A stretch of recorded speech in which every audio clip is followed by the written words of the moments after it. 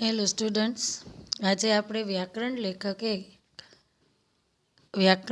લેખન એકમ 1 શબ્દ ભંડોળ અને શબ્દ ઘડતર વિશે માહિતી મેળવશું.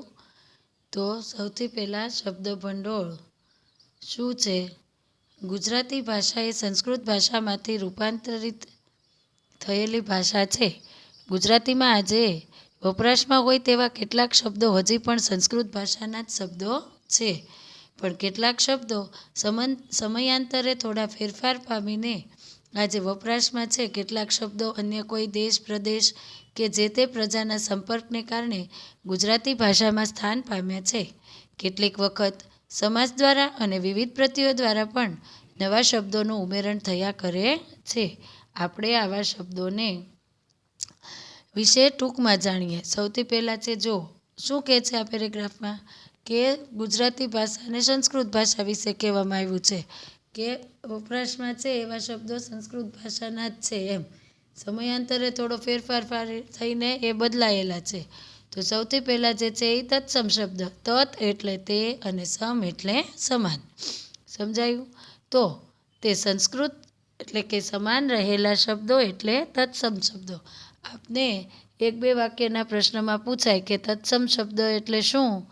તો આ છે જે તે સંસ્કૃત સમાન રહેલા શબ્દો એટલે તત્સમ શબ્દો.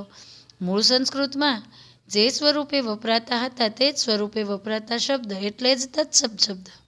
હા, તેમાં ક્યારેક બહુ સામાન્ય ફેરફાર થયેલા જોવા મળે છે ખરા. દાખલા તરીકે સંસ્કૃતમાં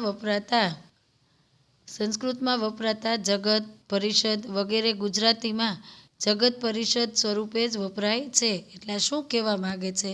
તો કે મૂળ સ્વરૂપે જે શબ્દ વપરાય છે તે જ શબ્દ તત્સમ શબ્દ છે. છાત્ર, પત્ર, શબ્દ, ચંદ્ર, ચંદ્ર, સાગર, વચન, શ્રાપ, ઉપવાસ, શિર, વૃક્ષ, કવિ, મત,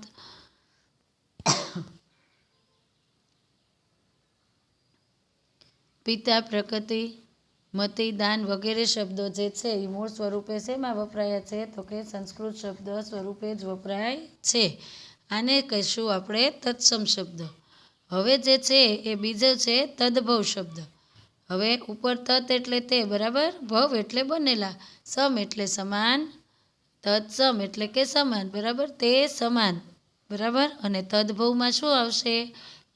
તેમાંથી બનેલા અને થયેલા, બરાબર.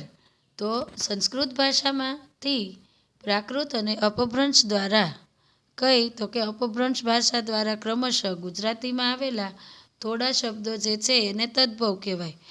તેનું મૂળ સંસ્કૃત ભાષામાં જ હોય છે, પણ તેમાં લેખનના ઉચ્ચારણની દ્રષ્ટિએ થોડો વધારે ફેરફાર થયેલો હોય છે. જો કેવી રીતના? તો કે આમાં શું કહે છે? સૂર્ય, જો અહીંયા ઉદાહરણ આ કોષ્ટકમાં આપેલું છે એ આપણે જોઈશું. સૂર્ય તો સૂરજ, બરાબર, અપર્ણ પાંદડું, પછી કુંભકાર, જો તો કુંભાર, પછી ઔષધમ કેમ લખેલું છે, વક્ષિકા કેમ લખેલું છે, પિંડ કેમ લખેલું છે, દીપવર્તી કેવી રીતના છે, આ તદભવ છે, બરાબર. આમાં આપને કાંઈ ન સમજાય તો આપ મને પૂછી શકો છો મેસેજ દ્વારા. પણ ફક્ત કહેવાનું એટલું જ કે તદભવી સંસ્કૃત ભાષામાંથી પ્રાકૃત અને અપભ્રંશ ભાષા દ્વારા ક્રમશઃમાં લેવા ગુજરાતીમાં આવેલા શબ્દો કહેવાય. હવે આગળ વધીને જોઈએ તો કે છે, હવે કયો આવશે? દ્રશ્ય શબ્દ. સંસ્કૃત, પ્રાકૃત કે અપભ્રંશ, હવે આ ભાષાના નામ છે, બરાબર. વગેરે શબ્દોનું મૂળ જડતું નથી, પણ ગુજરાતીમાં કોઈ રીતે વપરાશી બની ગયા છે તેવા શબ્દો, એટલે કે એ ક્યાંય ભાષા એનું કોઈ પ્રમાણ આપતી નથી, બરાબર. એનું ક્યાંય મૂળ જડતું નથી, પણ એ ગુજરાતી ભાષામાં તે બની ગયા છે તેવા શબ્દોને દેશજ એટલે કે આવા શબ્દોને દ્રશ્ય શબ્દો કહેવાય છે.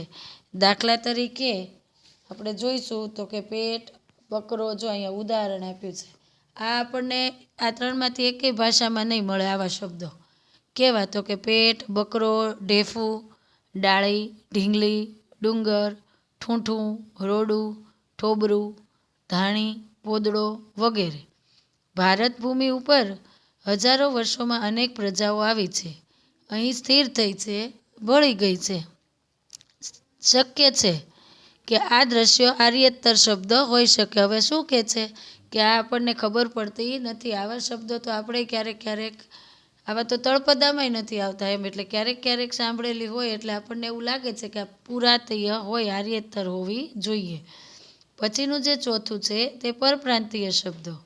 અર્વાચીન ભારતીય ભાષાઓમાંથી ગુજરાતીમાં વપરાશી બનેલા પણ ઘણા શબ્દો છે. પ્રાચીન અને અર્વાચીન. અર્વાચીન એટલે નવો યુગ, એટલે એ કહે છે કે જે ભાષાઓ આવી એમાંથી ગુજરાતી વપરાશી બનેલા પણ ઘણા શબ્દ છે. જેમ કે ભારતમાં જુદા જુદા રાજ્યો, પ્રાંતોમાં વસતી પ્રજા જ્યારે એકબીજાના સંપર્કમાં આવે છે, કઈ રીતે તો કે આપણે જો ત્યારે તેમના શબ્દોનું આદાન પ્રદાન થતું હોય છે. આવા શબ્દો પછીથી ધીરે ધીરે ભાષામાં પોતાનું સ્થાન કાયમી મેળવી લે છે. વળી શાળાઓમાં પણ બાળકો એકથી વધારે ભાષા ભણે છે. તેઓ ઘણીવાર અન્ય ભાષાના શબ્દોનો ઉપયોગ કરે છે.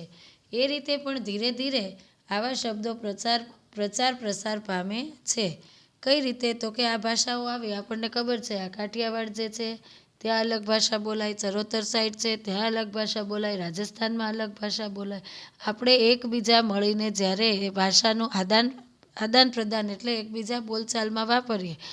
આપણે અહીંયા બોલીએ અને અમદાવાદવાળા બોલે પછી આપણે આગળ જોઈએ તો એ લોકોની ભાષા ચરોતરવાળાની કેવી હોય, આપણે એમ કહીએ ચાલો, એ લોકો એમ કહેશે હેંડો. આપણે અહીંયા હેંડોને એવું કહેતા ન હોય, ખબર નહીં કેવી રીતના હેંડો એટલે ચાલુ, બોલતો નહીં, આવતો નહીં, એ લોકો એવું કહે. રાજકોટ સાઈડ આપણે જોઈએ તો આપણે ચા પીધી કહીએ, એ લોકો એમ કે ચા પીધો. આમ અલગ અલગ ભાષાના આદાન પ્રદાન. હવે આમાં તો શું કહે છે, જ્યારે પ્રજા પરપ્રાંતીય આવી એટલે કે એકબીજાના સંપર્કમાં આવ્યા ત્યારે આપણને ક્યાં આવી રીતની ખબર હતી, તો પણ એને પોતાનું સ્થાન લઈ લીધેલું છે. હવે જોઈએ, જો હિન્દી શબ્દમાં કમ તો ઓછું, બુઢા તો ઘરડો, જિંદગી, વતઈ, આબાદી, તમન્ના, મંજિલ, સુહાગ, આપ, પ્યાર, શુક્રિયા, પનિહારી. આ જે શબ્દો છે એ પરપ્રાંતીય શબ્દ છે. તમને ક્યારેક ખાલી જગ્યામાં પૂછી શકે આવું, પરપ્રાંતીય શબ્દમાં હિન્દી શબ્દ કયા, પછી એવું પણ પૂછી શકે કે હવે નેક્સ્ટ જે છે એ છે મરાઠી શબ્દ. બરાબર, મરાઠી શબ્દોના જે છે તે કયું છે તો કે ચળવળ, વાટાઘાટ, નિદાન, નિમણૂક, પંતુજી, તાબડતોબ. બંગાળી શબ્દમાં જે છે બાબુ, મહાશય, શ્રીયુત, બાની. ઠીક છે, આ બધા જે શબ્દો છે આપણે એકવાર વાંચી જવાના છે, ક્યારેક આવી રીતનું આપણને પૂછી શકે. હવે જે નવું છે તે છે પાંચમું, એ છે વિદેશી શબ્દો. આપણે ત્યાં વિવિધ પ્રજાઓ પરદેશમાંથી આવતી રહી, તેમણે ઘણા વર્ષો સુધી અહીં વસવાટ પણ કર્યો છે. તેઓની સાથેના વહીવટ વ્યવહારને કારણે એમની કેટલીક ભાષા અને કેટલાક શબ્દો આપણી ભાષામાં કાયમી સ્થાન પામી ગયા, જે આપણા હતા નહીં પણ પામી ચૂક્યા છે. કયા કયા તો કે જો અરબી ફારસી શબ્દો. આપણે ગુજરાતમાં મુસ્લિમ શાસન ઘણા વર્ષો સુધી રહ્યું હતું. ગુજરાતની વાત છે, ફરી એક વખત વિદ્યાર્થી ભાઈ બહેન તો શું કહે છે તો કે ગુજરાત જે છે એમાં આપણે મુસ્લિમ ભાઈઓનું ઘણા વર્ષો સુધી શાસન રહ્યું હતું. તે દરમિયાન ફારસી રાજભાષા બની હતી, એટલે આ શબ્દો ગુજરાતીમાં વપરાશમાં આવ્યા છે. બરાબર, હવે જો ઉદાહરણ જે છે જમીન, દરિયો, દવા. બરાબર, ખબર, માંદગી, ખૂબી, રૂમાલ, દોસ્ત, આ દરેક જે મહેલ, મિનારા સુધીના છે, જમીન, દરિયો ને દવા એ અરબી શબ્દ છે. એમ નીચે જે છે ફારસી મારફતે તો કે ફારસી આગળથી આપણે જે શીખ્યા એ કયા શબ્દો ઘણીવાર એ માત્રામાં આપણે ત્યાં સ્થાન પામ્યા. કોણ તો કે ફારસી લોકો. અવાજ, અંજીર, આબાદ. બરાબર, ફોજદાર, મામલતદાર, અદાલત, જલ્દી, સહી, પડદો, વીમો, આમ, આબેહૂબ વગેરે. આ બધા જે શબ્દો છે એ આપણને કેવા છે તો કે આવું ક્યારેક તમને ખાલી જગ્યામાં પૂછી શકે કે આવા શબ્દો વિશે જણાવો, તો આપણે આ યાદ રાખવાનું અને લખવાનું છે. ઠીક છે, હવે આવ્યા જે છે એ અંગ્રેજી શબ્દો. તો અંગ્રેજોએ અહીં 3.5 સદી જેટલો સમય કાઢ્યો. ઘણા બધા વર્ષો રહ્યા અંગ્રેજો, એટલે એ દરમિયાન અંગ્રેજી ભાષામાં રહેલા અઢળક શબ્દો આપણે ત્યાં ચલણમાં સ્થાન પામતા રહ્યા. આજે તો કેટલાક અંગ્રેજી શબ્દોનું ગુજરાતી આપણને તદ્દન અજાણ્યું લાગે, તેવી રીતે એ શબ્દો ગુજરાતીમાં સ્થાન જમાવ્યું છે. અને નીચેના જે શબ્દો છે, જો આ બધા જ અંગ્રેજી શબ્દો આપને પૂછી શકે, પરીક્ષામાં આપણને પૂછશે, એક વાક્યના જવાબમાં પૂછી શકે, ખાલી જગ્યામાં પૂછી શકે કે આમાંથી કયો છે, તો આ યુનિવર્સિટી રજિસ્ટર, બ્લાઉઝ, નોટિસ, બધા જ જે ટેબલથી લઈને બોર્ડિંગ સુધીના જે શબ્દો છે એ દરેક ઇંગ્લિશ શબ્દો કહેવાશે.